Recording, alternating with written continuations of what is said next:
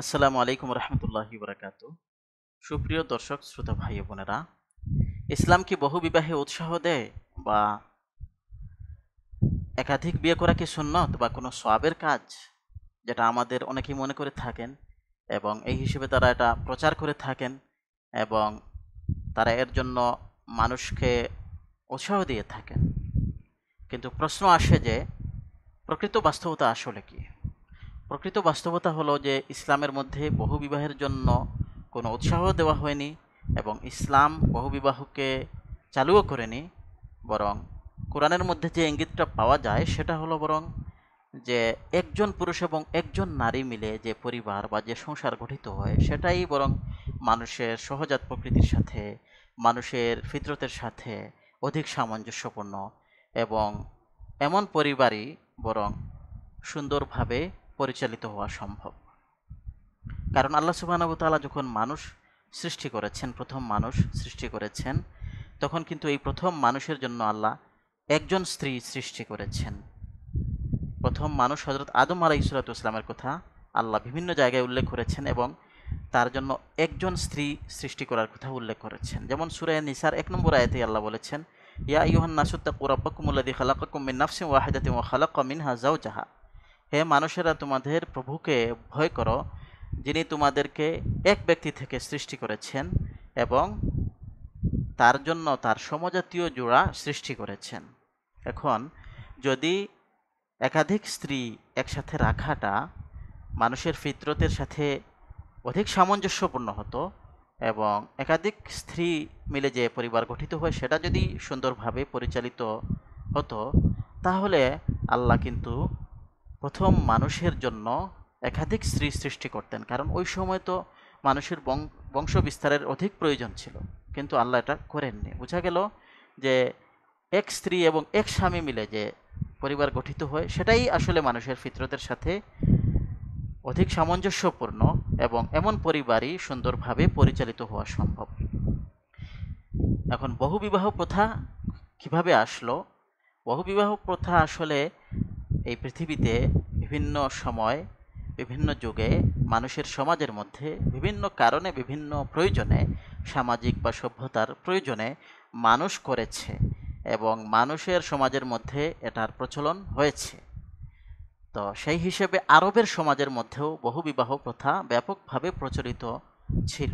আরবের সমাজ যেহেতু গোত্রভিত্তিক সমাজ ছিল এবং তাদের জীবন, সম্পদ, সম্মানের সুরক্ষার জন্য যেহেতু কোনো প্রাতিষ্ঠানিকভাবে এরকম কোনো রাষ্ট্র ব্যবস্থা ছিল না, সেই জন্য তাদের এটার প্রয়োজন ছিল যাতে বেশি করে পুত্র সন্তান হয় এবং এই পুত্র সন্তানদের মাধ্যমে যাতে গোত্র বড় হয়, যাতে বড় গোত্র হলে এই গোত্রের উপর কেউ সহজে আক্রমণ করার সাহস না পায়। তো এই জন্য মূলত তাদের প্রতিরক্ষার জন্য তাদের মধ্যে বহুবিবাহ প্রথা প্রচলিত ছিল।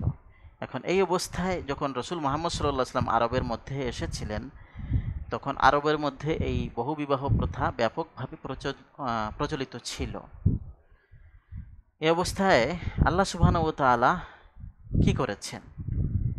আল্লাহ সুবহানাহু ওয়া তাআলা এই যে সূরা নিসার মধ্যে এক জায়গায় মূলত এই বহুবিবাহ প্রথাকে একটা ভালো উদ্দেশ্যে কাজে লাগানোর জন্য পরামর্শ দিয়েছেন। সূরা নিসার ৩ নম্বর আয়াতে, যেখানে আল্লাহ বলেছেন যে ওয়াইন খিফতুম আল্লাহ তুকসিতু ফিল ইয়াতামা ফানকিহু মা তাবা লাকুম মিনান নিসাই মাসনা ওয়া থুলাসা ওয়া রুবা ফাইন খিফতুম আল্লাহ তা'দিলু ফাওয়াহিদাতান আও মা মালাকাত আইমানুকুম যালিকা আদনা আল্লাহ তাউলু ওয়া আতুন নিসাআ সাদুকাতিহিন্না নিহলা। এই আয়াতে মূলত তার আগে থেকেই এতিমদের আলোচনা চলে আসছে। এই আয়াতে এতিমদের অভিভাবকদেরকে সম্বোধন করে আল্লাহ একটা পরামর্শ দিচ্ছেন যে এতিমদের স্বার্থ রক্ষার জন্য এবং এতিমদের কল্যাণের জন্য তোমরা যে চেষ্টা করবে, সেই চেষ্টার মধ্যে যদি তোমরা দেখতে পাও যে এতিমদের স্বার্থ পুরোপুরিভাবে রক্ষা করা সম্ভব হচ্ছে না, যদি এতিমদের সাথে তাদের যে মা রয়েছেন সেই মা যদি তোমাদের জন্য হালাল হয়ে থাকেন, তাহলে এই মাকে যদি তোমরা বিবাহ করে নাও, তাহলে বিবাহ করলে এতিমদের স্বার্থ পরিপূর্ণভাবে রক্ষা করা সম্ভব হবে। কারণ মা যেখানে আছেন সেখানে মা তো তার সন্তানের অধিক খেয়াল রাখবেন।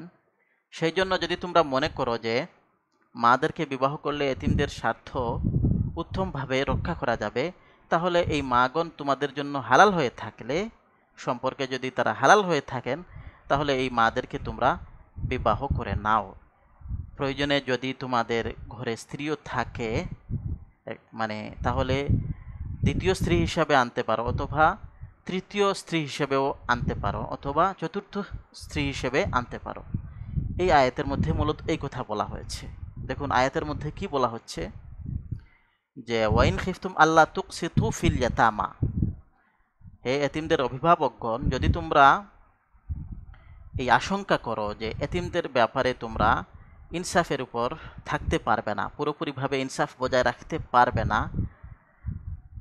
এতিমদের স্বার্থ পুরোপুরিভাবে রক্ষা করতে পারবে না, তাহলে ফানকিহু মা তাবা লাকুম মিনান নিসাই, এতিমদের সাথে যে সমস্ত নারী রয়েছেন, তাদের মা রয়েছেন, তাদেরকে তোমরা, তাদের মধ্যে যারা তোমাদের জন্য হালাল, তাদেরকে তোমরা বিবাহ করে নাও।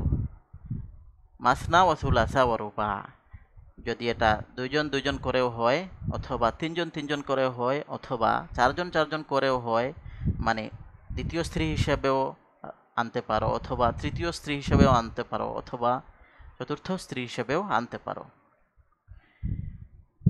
তো এই যে এতিমদের স্বার্থ এবং কল্যাণের জন্য মূলত আল্লাহ একটা পরামর্শ দিয়েছেন, এবং এই এই ভালো উদ্দেশ্যের জন্য এই বহুবিবাহ প্রথাকে কাজে লাগানোর মূলত আল্লাহ একটা পরামর্শ দিয়েছেন।